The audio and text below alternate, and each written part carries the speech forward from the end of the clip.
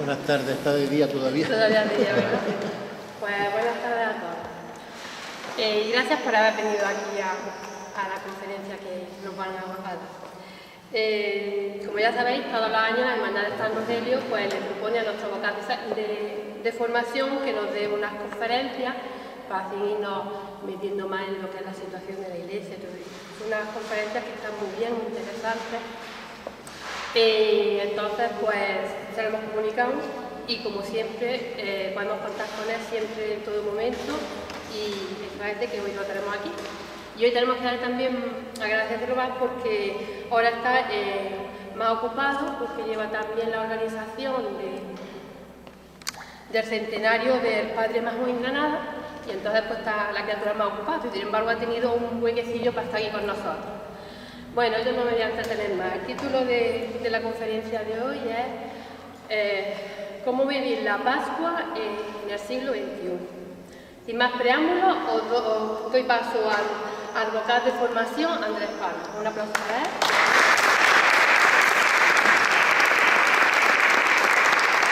Bueno, pues, muchas gracias, Mari, siempre por tus palabras tan cariñosas. Yo, más que una conferencia que suena así como muy rimbombante, yo la idea que tengo más que nada es una conversación familiar sobre algunas cosas que nos pueden ayudar a todos, ¿no? Porque creo que estamos en familia y sobre todo se trata de eso, ¿no? Y estas cosas lo que pretenden es justamente eso, crear familia y vivir nuestra experiencia de pertenencia a la parroquia, a la comunidad parroquial, a una hermandad, a una cofradía, pues como una experiencia de familia. Eso es un poco lo que yo entiendo esta tarde. Efectivamente, ando bastante liado y aprovecho, porque como por todos los sitios que paso en el último año hablo también de eso, estamos celebrando en Granada algo muy importante. Sabéis que en 1923 murió don Andrés Manjón, el padre Manjón, que hizo bueno, una gran labor educativa, fundó colegios por toda España. Antes de la guerra llegó a haber 400 colegios de la Ave María por toda España, también una escuela de magisterio, en la que mucha gente de ella ha estudiado, la escuela de magisterio de la Ave María, que desde el año 2003 ya no es de la Ave María, pero se fundó en 1905. Y luego, pues mucha gente que de ello pues, ha estado vinculado con esta institución, o bien como alumnos, como estudiantes. Y luego una cosa muy curiosa, que ya se lo había comentado yo a José y a José Luis, y es que, curiosamente, cuando don Andrés Manjón llegó a Granada, sabéis que él llegó como catedrático de la universidad, era profesor de la Facultad de Derecho, llegó en 1880. No era sacerdote ni nada que se le pareciera. Él se ordenó sacerdote a los 6 años de estar en Granada, con más de 40, os lo imaginado. En 1980 una persona con 40 años era como hoy 60. Una persona muy importante. Antes ser catedrático de la universidad era muy importante, porque había muy poco, ganaba mucho dinero y era pues casi como ser ministro, ¿no? Entonces este hombre tiene una llamada de Dios que le invita a hacer algo por los demás. Y fijaros cómo empezó todo. Él era un profesor en la Facultad de Derecho, en la plaza de la universidad, que todos sabéis, era muy brillante, y por entonces en la Abadía del Sacromonte había una universidad privada, donde también había clases de Derecho. A él lo contrataron para dar clase en el Sacromonte. Y iba y venía en una borriquilla por el camino del Sacromonte, que todos conoceréis, donde están las cuevas del flamenco, y un día vio que en una cueva se oía cantar un grupito de niños. Se bajó de la burra y vio que había por una mujer, una especie de guardería, a aquellas mujeres que cuidaban a los niños pequeños cuando no había guardería, le llamaban maestras amigas. Luego que la cosa quedó como maestras amigas, ¿no? Pero son maestras amigas. Y la mujer tenía 15 o 20 niños, los entretenía, les enseñaba lo básico y por 4 perras, pero perras gordas, auténticamente, ¿no? Pues le entretenían a los niños. Bueno, pues cuando don Andrés vio aquello, él dijo, ¿y yo qué voy a hacer? por esta gente. Bueno, pues a partir de ahí se puso de acuerdo con aquella mujer, compró una cueva, compró una casa, y aquello fue creciendo, creciendo, creciendo, y a los 7 u 8 meses de abrir la primera escuela tenía 3.000 niños. Él empezó con una escuela para niñas, porque para las mujeres no había nada, los niños todavía tenían algo, pero las mujeres no tenían nada. Entonces, cuando abrió la primera escuela para las niñas, se dio cuenta de que las niñas con 7 u 8 añillos iban con sus hermanitos, porque sus padres o estaban en la calle pidiendo, o estaban robando, o estaban en la cárcel, porque la gente que entonces vivía en Sagromonte, la mayoría vivían una vida un poco extraña, ¿no?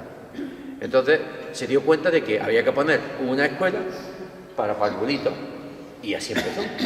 Y aquello creció, creció, creció, y como os digo, antes de la guerra llegó a haber 400 por todo el mundo, España y fuera de España también. Ahora mismo quedan 9 colegios, 2 en Motril, 1 en Albolote y el resto en Granada, y desde hace 2 años me nombraron patrono de la fundación. Antes estuvo de patrono en la fundación una persona de Illora que todos conoceréis, Mazuecos, que murió. Pues somos los 7 patrones que dirigimos la fundación, que ahora mismo en esos 9 colegios tenemos unos 4.000 niños, unos entre profesores, conserjes y personal de apoyo, unos 400 trabajadores, y después de la universidad es la institución educativa más grande que hay en ellos, ¿no? Y hay una pequeña anécdota, que es por lo que decía antes, que ya lo había comentado con ellos, y es que resulta que don Andrés, estando de profesor en el Sacromonte y en la universidad, él se replanteó lo de hacerse cura, porque ya había estudiado en Burgos, en su tierra natal, había estudiado teología y filosofía. Habló con el arzobispo, como tenía los estudios hechos, decidió hacerse cura. Y se presentó a la oposición de canónigo que había en la abadía del Sagromonte, porque aquellos cargos antes eran por oposición, ¿no? Pues se presentó con él, fijaros qué anécdota, el párroco de Illora, un tal don Antonio Montes. Yo tengo la sospecha de que la campana de San Rogelio, que está hecha en 1886, está relacionada con el hecho de que aquel párroco de Illora sacara las oposiciones de canónigos, porque aquello era como el que le toca la lotería, igual que a don Carlos Martín de Villodres, cuando lo hacen obispo, regala las reliquias. Pues este hombre saca las oposiciones, y yo estoy seguro de que si no lo pagó él, contribuiría, pues porque es mucha coincidencia que en ese año justamente se estrene una campana nueva, la campana gorda, ¿no? Entonces, eso como anécdota, y estamos pendientes. Lo que pasa es que ni ellos han podido mirar, ni yo he podido venir, porque estamos de trabajo bastante saturados, para ver exactamente cómo se hizo esa campana de San Rogelio, ya que estamos en un espacio de formación de la Hermandad de San Rogelio. No deja de ser curioso, ¿no? Sin embargo, este cura de Illora con don Andrés se llevó regular, porque según lo que aparece en las actas y en fin, en las crónicas de la abadía, tenían ideas muy distintas, y parece que la relación fue un tanto dificultosa, y lo dejo ahí para no entrar en detalles, ¿no? Bueno, pues eso como anécdota del día, ¿no? Deciros que estoy muy ocupado, porque sabéis que don Andrés, además de ser catedrático de la universidad, además de ser fundador del Ave María, también es hijo adoptivo e hijo predilecto de Granada. Entonces hay una comisión en la que está el ayuntamiento, está la universidad y está el patronato, que me toca coordinar a mí, y tenemos muchísimas actividades. Lo último que tuvimos fue un concierto, lo veríais por ahí en las redes sociales, en Isabel la Católica, el jueves, que fue muy interesante, fueron los cantos escolares. Mañana tenemos un hermanamiento con un ayuntamiento de Asturias. En las cuencas mineras de Asturias llegó a haber 30 o 40 colegios de la Ave María para los hijos de los mineros, cuando nadie se ocupaba. Pues la alcaldesa de un pueblo de Asturias, de Castrillón, ya está aquí. De hecho, esta mañana he tenido que recogerla en el aeropuerto, y en fin, la he dejado instalada en el hotel, a ella y a la concejal de Cultura. Mañana tenemos un hermanamiento. Por la mañana tengo varias entrevistas en la radio, en fin, que estoy un poco...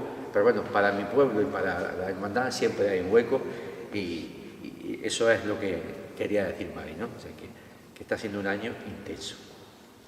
Bueno, pues mira, yo cuando planteaba sobre qué podíamos reflexionar esta tarde, a mí se me ocurría, pues, pensar lo siguiente. Cuando llega la Semana Santa, o cuando llega la preparación de la Semana Santa, parece que echamos como toda la fuerza. La Cuaresma, las confesiones,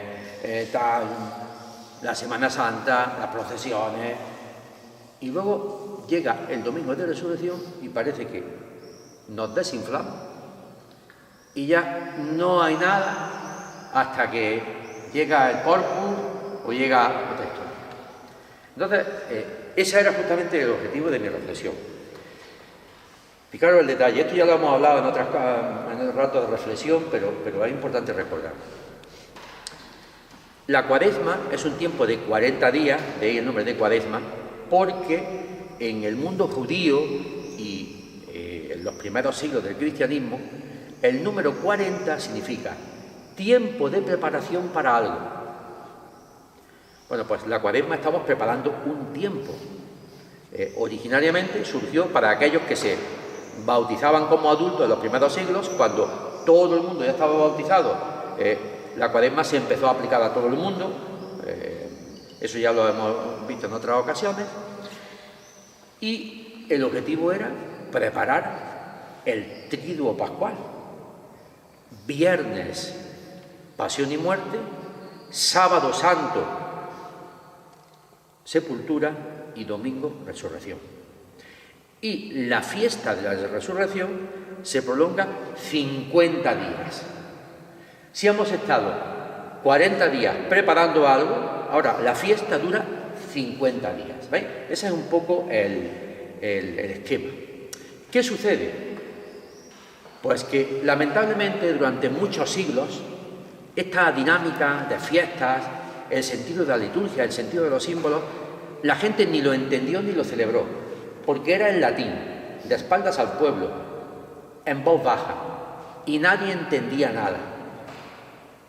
Yo creo que ninguno de los que estamos aquí, bueno, algunas de vosotras sí, habéis participado en las misas en latín y en aquellas cosas, pero claro, yo ahora pensándolo fríamente digo, madre mía, qué aburridísimo tenía que ser aquello, unos oficios del Viernes Santo, todo en silencio, en latín, nadie entendía nada. Aquello yo no sé cómo la gente no se aburría. O los demás días, ¿no? Fijaros hasta qué punto llegó a perderse el sentido del Sábado Santo, que se cambió por Sábado de Gloria. Y la Vigilia Pascual no se celebraba por la noche, sino que se celebraba el sábado a las 9 de la mañana. O sea, todo estaba trastocado, todo absolutamente trastocado. Incluso el propio calendario litúrgico estaba desfigurado porque los grandes momentos del año litúrgico, Adviento, Navidad, Cuaresma, Pascua, son los momentos fuertes, estaban desfigurados con devociones populares, fiestas de santos, romerías, novenas, setenarios, quinarios, triduos. Entonces, al final era una sucesión de cosas donde el ritmo profundo del año litúrgico había desaparecido. Entonces, claro, esa fue la gran labor que hizo el Concilio Vaticano II. Volver al origen de todo y volver a recuperar el ritmo del año litúrgico. Claro, ¿cuál es el problema? Cuando eso se hace de esa manera durante más de 1000 años, porque la gente, ¿cuándo dejó de entender la liturgia? Pues aproximadamente en el año 400, que es cuando se deja de hablar latín. En cada zona de Europa el latín evoluciona hacia una lengua, aquí español, portugués, catalán, italiano. Entonces la gente deja de entender latín, por tanto lo que aquí se dice, lo que aquí se canta, nadie lo entiende. Entonces, ¿cómo se alimenta la devoción popular de la gente?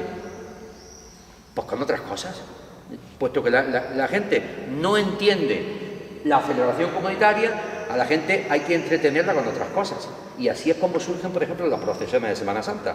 Si la gente no entiende cuándo el Viernes Santo y el Domingo de Ramos se proclama la Pasión, porque no entiende el latín y encima se hace voz baja, pues vamos a representar la Pasión pues, con imágenes que representan lo que está pasando. Bueno, pues eso hecho durante 1000 años, llegó un momento en el que nadie sabía qué era el Viernes Santo, ni qué era el jueves, ni qué era nada, porque no se entendía. Entonces, la religiosidad de la gente se ha alimentado no de la palabra de Dios, no de la liturgia, sino de devociones populares. Entonces, el tiempo de Pascua, si en los demás tiempos se ha intentado y se ha logrado reconocer un poquito desde el Concilio Vaticano II, fijaros que ya han pasado 60 años, O sea, esta reforma no se hizo antes de ayer. Yo venía haciendo las cuentas y cuando yo nací en el 61 es cuando el Papa Juan XXIII estaba poniendo en marcha el Concilio Vaticano II, que duró hasta el 63.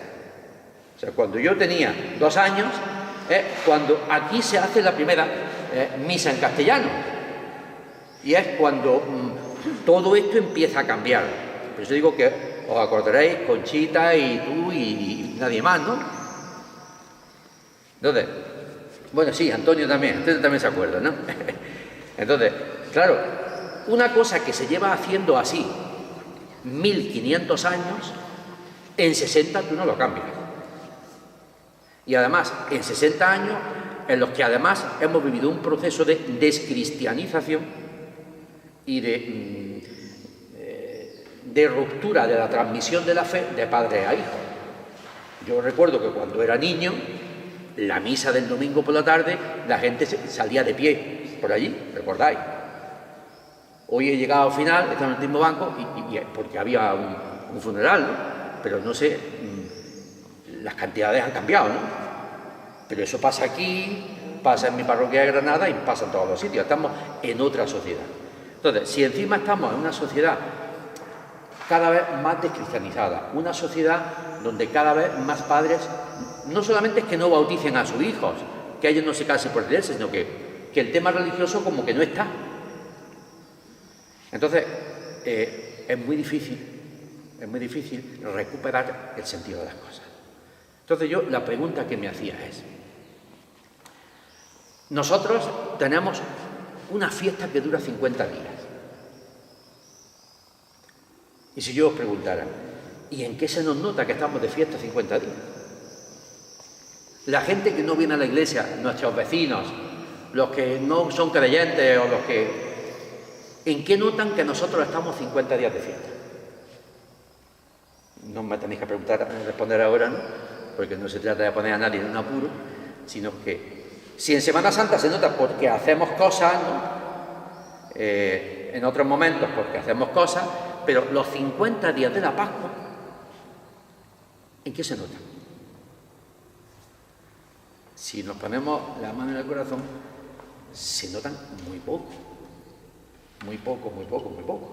Porque esto que empezó el domingo de resurrección y que terminará el domingo de Pentecostés, pues es un espacio en el que, bueno, quizá los únicos signos que hay es que es la época de las primeras comuniones, es la época de las confirmaciones, y no sé si hay más cosas. Los bautismos. En Cuaresma los tenemos. Pero esa es otra. Hay muchas parroquias donde da igual que sea Cuaresma, Adviento que Pascua, que el niño se bautiza cuando el padre quiere, suelta el sobre y a mandar. Y el cura ni se le ocurre decir nada porque encima tenemos un conflicto con los padres. Digo, el cura tan caprichoso que no quiere que el bautismo sea en el mes de marzo, que es cuando yo tengo vacaciones y vienen mis titos de Barcelona. Eso quiero decir que todas, que si aquí tenéis la suerte de que Cuaresma es Cuaresma, en otros sitios no. O sea, pero además por una lógica. Si tú estás limpiando tu casa, si tú estás blanqueando tu fachada, ya no se blanquea la fachada, eso era antiguamente, ahora ya la fachada ya son de otra manera, ¿no? Cuando tú estás preparando tu casa, tú ese día no matas el choto, ¿no? El choto lo matas cuando has terminado. Cuando acabamos las aceitunas antiguamente, hacíamos el gasto, ¿no? O cuando echaban el agua fuera en las casas, ¿os acordáis? Pues se hacía también otro gasto. Bueno, pues en Cuaresma no matamos el choto, porque estamos en otras cosas. Entonces, en Cuaresma no hay bautizos, no hay bodas. ¿Por qué? Porque estamos en otras cosas. Claro, ¿cuál es el problema? ¿Quién está en otras cosas? Están los que están, pero muchísima gente que saben de Cuaresma ni que saben de nada de esto. Entonces, no es tan fácil decirles, no, mire usted, es que durante el tiempo de Cuaresma no hay bautizo. Pues vaya, cura caprichoso. Pues en la parroquia de al lado sí que hay. Entonces, si a todo esto además sumamos las circunstancias tan difíciles que hemos tenido en los últimos años en nuestra diócesis, y me quedo ahí, pues al final, ¿qué pasa? Pues que, como decía un salmo del Antiguo Testamento, en aquel tiempo no había rey en Israel. Pues eso, ¿no?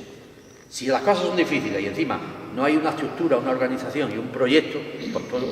Entonces, vuelvo a la pregunta. ¿Qué es vivir la Pascua o qué tendría que ser? Pues a mí hoy, cuando venía para acá, se me ha ocurrido poner Radio María, estaban retransmitiendo la misa y he vuelto a oír por segunda vez las lecturas. Pues yo voy a misa los sábados por la tarde en mi parroquia. He vuelto a oírlas y oyéndolas por segunda vez y pensando qué quería yo deciros, pues he descubierto varias claves, ¿no? Porque el Señor nos regala las cosas. Yo sinceramente hoy no sabía muy bien de qué hoy iba a hablar, porque es que no he tenido tiempo de prepararlo. Bueno, pues el Señor me ha regalado 3 o 4 cosas que creo que es lo que nos puede ayudar. A mí el primero. Los evangelios de estos días atrás. Una frase que se ha repetido muchas veces. Se llenaron de alegría al ver al Señor. ¿Vosotros os habéis llenado de alegría al ver al Señor? Vaya, no he apagado el teléfono. Perdonad.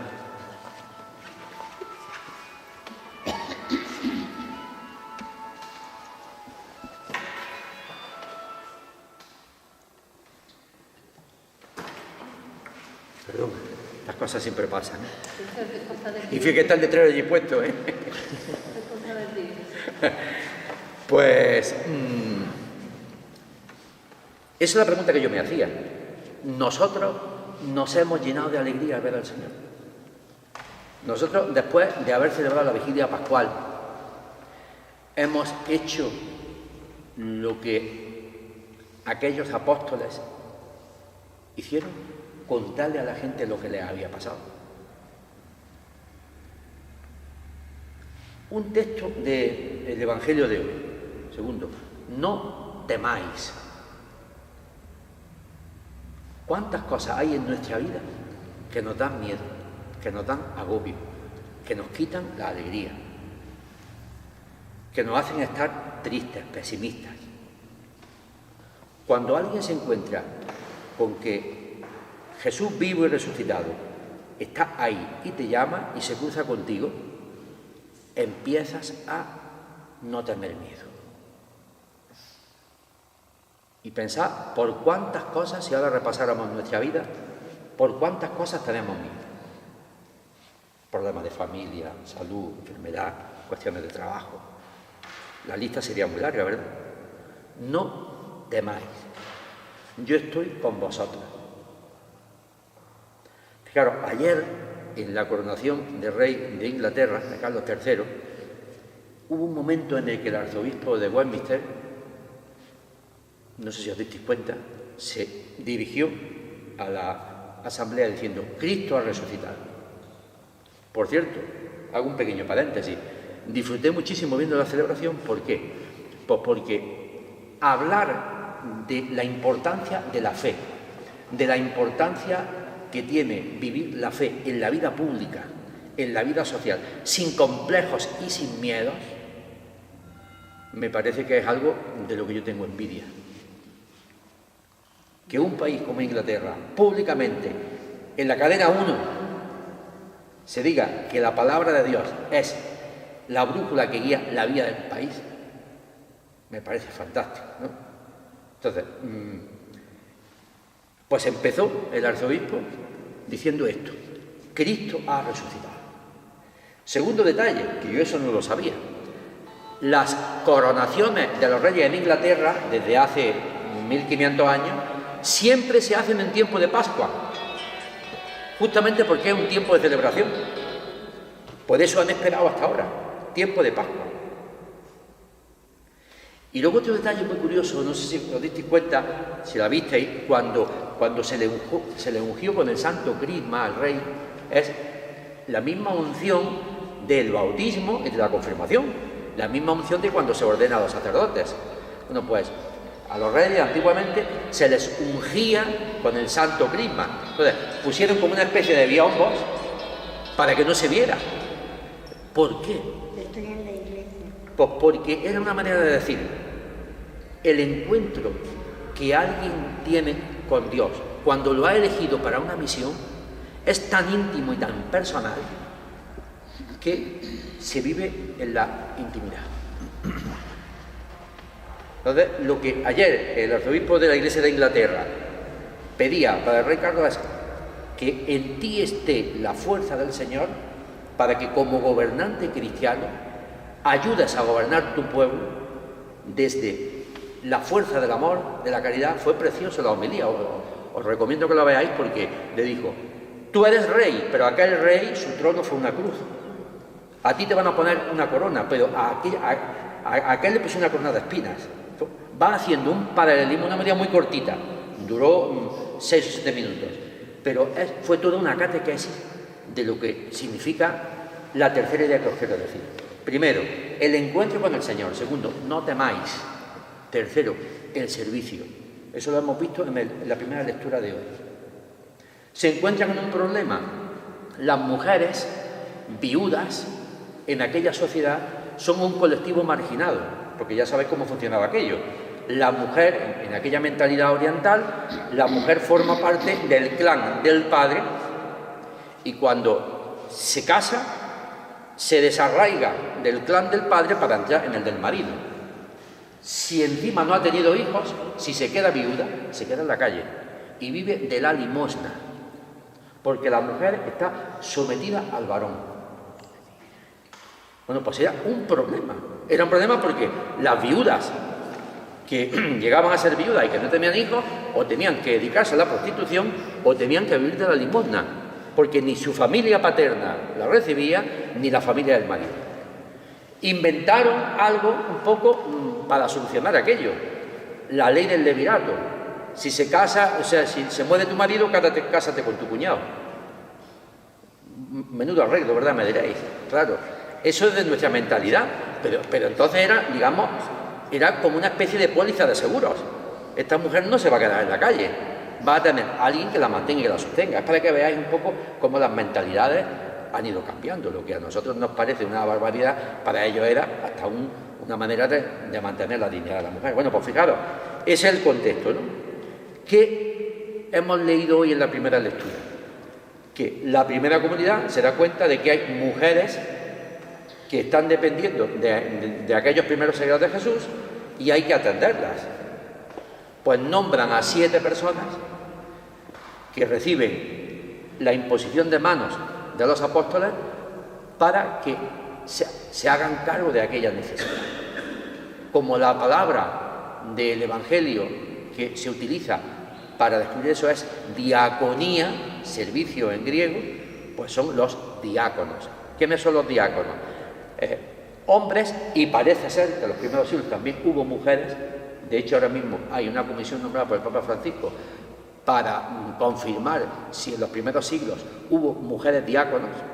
Eso está ahora mismo en estudio. ¿Y cuál era su función? Pues en este caso, atender a las mujeres con necesidades. O sea, atender a un grupo de mujeres marginadas y excluidas socialmente. ¿Veis? Pues ese es el tercer signo.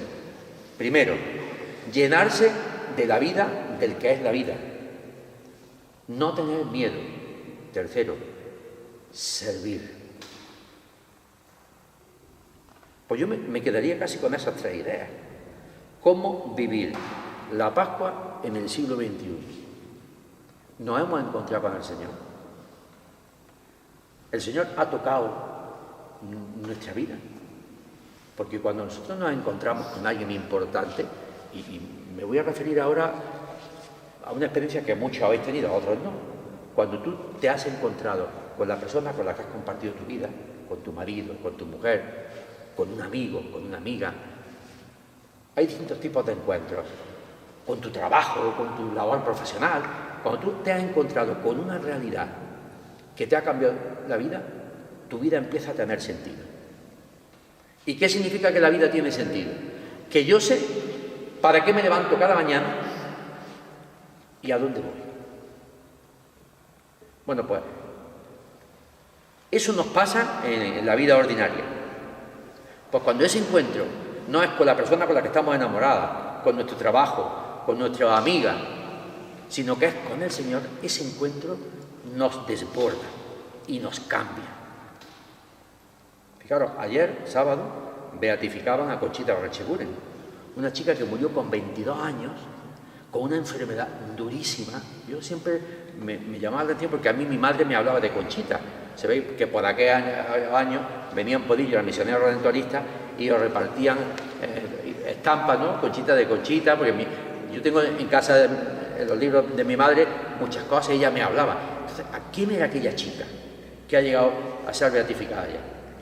Pues una persona como nosotros, con una enfermedad terminal, como entonces era la tuberculosis, y en esa enfermedad terminal, con 22 años, se encontró con el Señor. ¿Se imaginan? ¿Cuánta gente de nuestros jóvenes que tienen un problema con 22 años y un poco más, ¿saben lo que hacen? Se suicidan. El suicidio es la segunda causa de muerte de los jóvenes en España. Y yo preguntaba, Conchita tenía motivos más que de sobra para suicidarse, pero no se suicidó. ¿Por qué? Porque era una masoquista y le gustaba sufrir. Porque en su dolor se encontró con alguien que le dio sentido a lo que era su vida. Entonces, ese encuentro, el primer efecto que produce, yo lo digo por experiencia propia, es que en el momento en el que tú te encuentres de tu vida, fijaros si nos tocan momentos, ¿no? Cuando el Señor está ahí, cuando el Señor toca tu herida, cuando el Señor acaricia tu dolor, cuando el Señor acoge tu alegría, tu vida es distinta. Se mantiene fuerte. Eso tiene una consecuencia. Te hace perder el miedo. ¿Recordáis que decía San Pablo en la carta a los romanos? ¿Quién nos separará del amor de Dios? ¿La espada? ¿La muerte? ¿Por qué? Pues porque Él lo había experimentado. Tercero, el servicio. Cuarto, lo dice también la segunda lectura. Nuestra vida camina hacia un final. Nosotros no estamos aquí dando vueltas como el tío vivo de la feria. Dice por ahí una canción que somos ciudadanos del cielo, moradores de la casa de Dios, que caminamos hacia el Padre en el Señor, porque somos parte de su cuerpo, en nuestro bautismo, por el Espíritu, con la fuerza que Él nos da nuestra confirmación. Entonces, ¿nuestro vivir qué es? ¿Vivir para morir? No. Si nuestro vivir es vivir para morir, ¿sabéis lo mejor que podemos hacer? Lo que hizo un filósofo francés, Jean-Paul Sartre, de una corriente filosófica que por lo menos habría estudiado, nosotros, el existencialismo. Decía, vivir es caminar hacia la muerte. Pues ¿sabéis lo que hizo Sartre? Con 28 o 29 años se pegó un tiro. Y muy bien que hizo, porque si él entendía que vivir es caminar hacia la muerte, cuanto antes se acabe el camino mejor. Menos dolor, menos sufrimiento. Claro, los cristianos comienzan a llamar al mensaje de Jesús buena noticia justamente por eso. Porque descubren que vivir no es caminar hacia la muerte. Que vivir es caminar hacia el encuentro con el abrazo del Padre. Por eso decimos en el credo, lo acabáis de decir, creemos en Jesucristo que que subió a los cielos y está sentado a la derecha del Padre. ¿Nunca os habéis preguntado qué significa estar sentado a la derecha del Padre? Porque no estamos para tomar una cerveza precisamente, ¿no? O un vino de verano. Estar sentado a la derecha del Padre es una manera de hablar, porque en el protocolo estar sentado a la derecha es ocupar el sitio más importante después del que invita. Bueno, pues nosotros que somos parte del cuerpo de Cristo, si Cristo ha resucitado, ¿te importaría venir un momentillo? ¿Cómo es tu nombre? Ven, un momentito. Me has dicho que te llama Nadia, ¿no? Mira, Nadia, ponte mirando al cielo. Así. Tú cierras un momentito los ojos. Así. Y tú te relajas, te concentras.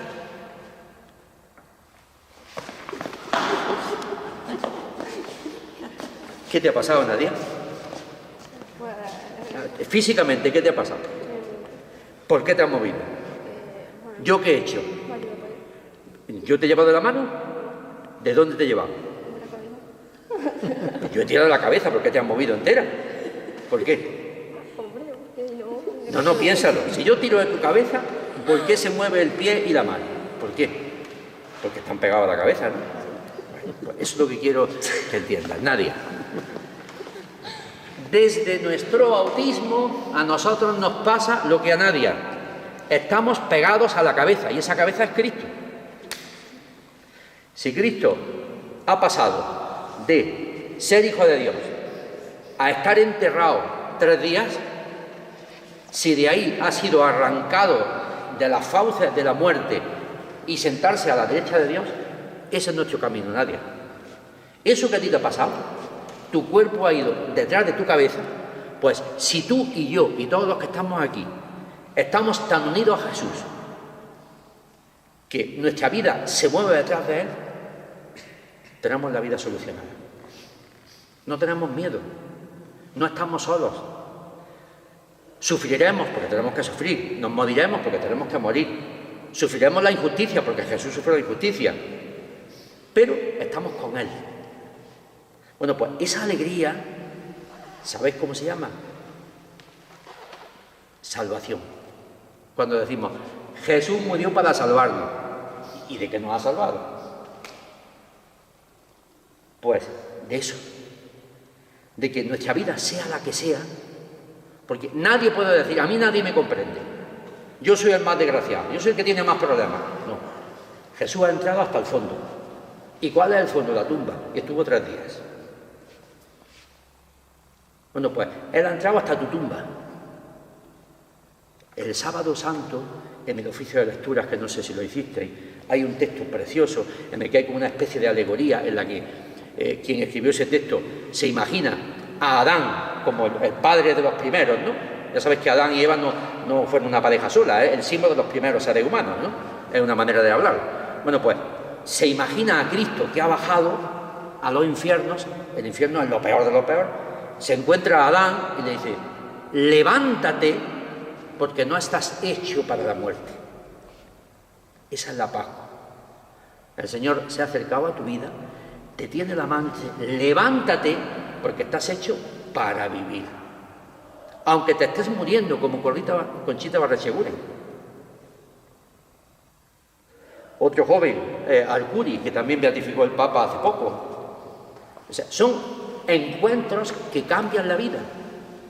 Y si vosotros vais viendo todas las personas que se fueron encontrando con Jesús, ¿por qué lo seguían?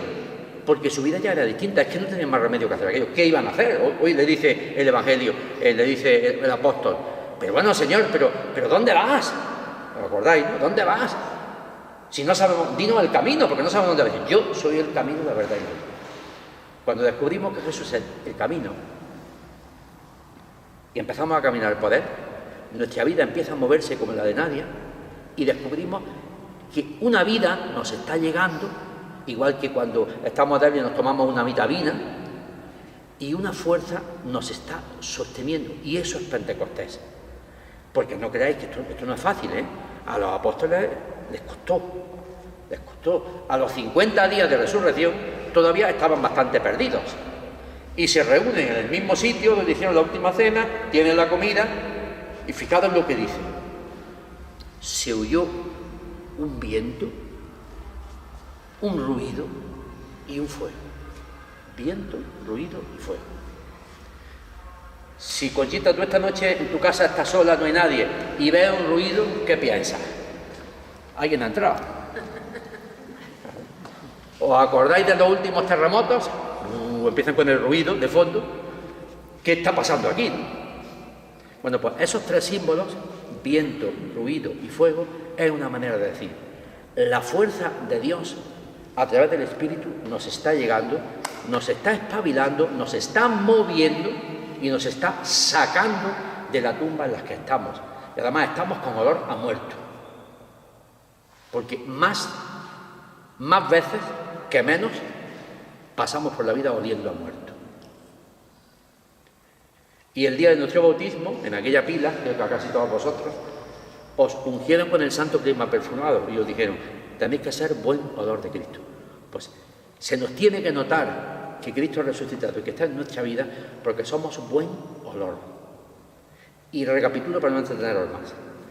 Un encuentro con el Señor que me quita el miedo, que me empuja a servir y que me abre mi vida al horizonte de la eternidad, que no se acaba conmigo mismo.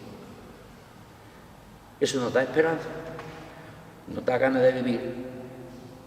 Y aunque tengamos que vivir situaciones duras, y aquí estáis algunos de vosotros que habéis vivido situaciones muy duras, desde la muerte de un hijo hasta otras situaciones, cuando uno tiene el regalo de la presencia del Señor en tu vida, el dolor está, el sufrimiento está, el corazón partido está, pero la esperanza y la fuerza también está. Y podemos decir como San Pablo: todo lo puedo en aquel que me conforta. Pues, y llorunos y llorunas, cuando esto lo tenemos en el corazón, la gente nos lo nota en la cara.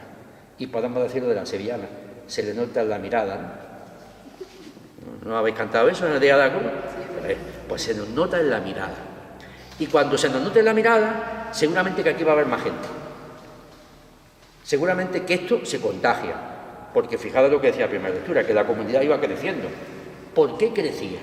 Pues porque la gente está perdida, la gente está triste, la gente está en un cabreo permanente, porque la gente está en un vacío.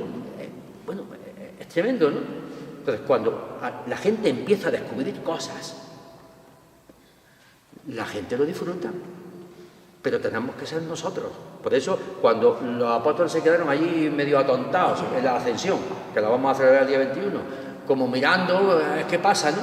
Le dice: ¿qué hacéis ahí? Ir a Galilea y contarle a la gente lo que os ha pasado, pero no os quedáis mirando al cielo como tontos. Bueno, pues yo creo que estamos más mirando al cielo como tontos y tontas que otra cosa. Así que yo invitaría, y con eso termino, a que entremos en lo esencial. Las demás cosas nos ayudan, pero hay muchas cosas que nos pueden distraer en el tiempo de Pascua. Y vivir el tiempo de Pascua es esto. Luego habrá otras celebraciones, otras conmemoraciones, otros eventos, pero eso siempre es secundario. Y fijaros qué detalle. Iba a decir que acabo, pero es que me he acordado que me faltaba una idea. El tiempo de la Virgen, según la reforma litúrgica, es Adviento, porque es el momento en el que la Virgen María nos enseña a esperar al que tiene que venir y a decir: sí, ven a mi vida. Durante muchos siglos, bueno, sí, muchos siglos no, pero 200 o 300 años, se difundió la devoción del mes de mayo. Pero lo que no puede ser es que el mes de mayo difumine la Pascua. Porque, como podréis entender, es mucho más importante celebrar la Pascua que las flores a María. Entonces, cuando no había otra cosa, pues a la gente pues se le daban estas cuestiones. Pero esto es un poco como el que le gusta el café y el descafeinado, ¿no? O sea, tenemos que ir a lo auténtico. Por eso, todas esas devociones que son preciosas y que no tenemos por qué prescindir de ellas, tienen que estar conectadas con esto. Fijaros, los 3 secretos de Fátima. Pues la gente se sorprendió. ¿Cuáles son los 3 secretos de Fátima? Que sigáis al Señor, que sigáis su palabra y que recéis por el mundo. O sea, lo que María dijo en la boda de Caná: haced lo que Él os diga. O sea, nadie. ¿Cómo celebramos la Virgen de Fátima y todas las vocaciones, desde la Divina Pastora a todas las que hay? haciendo lo que el Señor nos dice, porque nosotros recordamos a la Virgen y estos días hacemos actos y procesiones de homenaje en torno a ella, justamente para decirle, igual que tú estabas el día de Pentecostés, recibiste su Espíritu, igual que tú esperaste para que el Señor hiciera crecer en ti su Hijo, igual que tú al pie de la cruz dijiste, aquí estoy diciendo sí, aunque no entiendo nada, ayúdame a seguir el camino de tu Hijo, ayúdame a descubrir que Jesús es mi camino, mi verdad y mi vida. Y todo encaja. Porque sabéis una de las razones por las que los protestantes en el siglo XVI reaccionaron violentamente contra determinadas maneras de culto a la imagen, a los santos y a la Virgen, porque se habían desconectado de esto y se habían convertido en ritos paganos de pedirle a San Fulano, a San Mengano, a Nuestra Señora de no sé qué, cosas que no tenían nada que ver con el proyecto cristiano. Entonces, lo que vino el Concilio Vaticano II fue a recuperar el sentido. Por eso, el culto a la Virgen está asociado a la celebración de la Pascua del Señor. Y eso hay un documento precioso del Papa Pablo VI, la encíclica Marialis Cultus, donde explica esto. O incluso, ¿sabéis? En los documentos del Vaticano II, ¿dónde se habla de la Virgen? En el documento que habla de la Iglesia. La Virgen es nuestro modelo de primera creyente, primera seguidora de Jesús. Las dos primeras vocaciones que hubo la Virgen fue esta, Madre de Dios y Madre de la Iglesia. Y el Papa Francisco ha querido ponerla, la segunda, que no estaba, el día 2 de enero. Esas son las dos primeras vocaciones, porque María acoge y da. Y a nosotros Jesús nos dice, id y contadlo, o sea, acoge y da. Y esto, pues con esa frase de esa canción que tantas veces hemos cantado, ven con nosotros al caminar, Santa María, ven. ¿En qué caminar? En este, en ser sal y luz de la tierra. Y de esa manera la Pascua empezará a brillar y la gente empezará a notar que algo nos pasa, que no somos como los demás. Y yo creo que eso nos puede ayudar a profundizar en nuestra felicidad, en nuestro bienestar y hasta en vivir más relajado, con menos dolores de cabeza, con menos estrés, con menos tensiones. Porque tú sabes la alegría, Cristo va a decir, tú ahora que estás solo y que tu madre ya murió, tú sabes la alegría de decir que a mí me quiere el Señor, que yo no estoy solo, que mi vida está en sus manos. O que tú recuerdes una frase de un profeta del Antiguo Testamento. Aunque tu padre y tu madre te abandonen, yo no te olvidaré, porque te llevo tatuado en las palmas de mis manos. Hostia, ¿os dais cuenta de lo que eso significa? Estamos tatuados en las palmas de las manos de Dios. ¿Y qué queremos más? Por eso somos las personas más felices de la tierra. Y eso, porque yo no puedo terminar sin hablar de San Rogelio, fue lo que descubrió San Rogelio. Eso fue lo que él vivió y lo que nos enseñó. Y por eso no amó tanto su vida que perdiera entregarla por lo que era el centro de su vida. Bueno, pues muchas gracias por vuestra paciencia y espero que estas palabras improvisadas os hayan servido de algo, porque sinceramente la he improvisado en el coche, viniendo para acá no sabía de qué hablaros porque tenía un montón de lío en la cabeza hoy. Bueno, quedamos con la boquita abierta. Bueno, no, venga, al Señor, que Él que ha resucitado y está con nosotros. Bueno, pues que no os desaniméis, que aunque seamos pocos somos buenos, ¿eh? Y hay que seguir, ¿eh? No nos ponemos desanimar, así que adelante. Y muchas gracias a la hermana mayor y al cohermano, el vicehermano, por invitarme y poder compartir esto con vosotros. Este año hemos tenido la suerte de tener 2 encuentros pascuales muy interesantes. Yo sabía que había más cosas, eso el Vía Lucis, que no lo he dicho, pero es que no me quería alargar más. No, que llevábamos muchos años con la hermandad y eso de tener un encuentro pascual y por fin este año lo tuvimos el segundo domingo de Pascua. Nos juntamos bastante y pues eso es una gran noticia. Lo vivimos con mucha alegría y muy festivamente, donde participó la Hermandad de San Rogelio, las otras hermandades. Pues eso es estupendo. Y luego también en Moclín tuvimos con el señor arzobispo un encuentro de parroquias de la Prestaco, que también llenamos el templo y que también nos gustó mucho sus palabras y la convivencia que hubo. Pues en esa línea hay que continuar. Muy bien, gracias, de verdad. Muchas gracias. Bueno, como siempre, estamos contentos.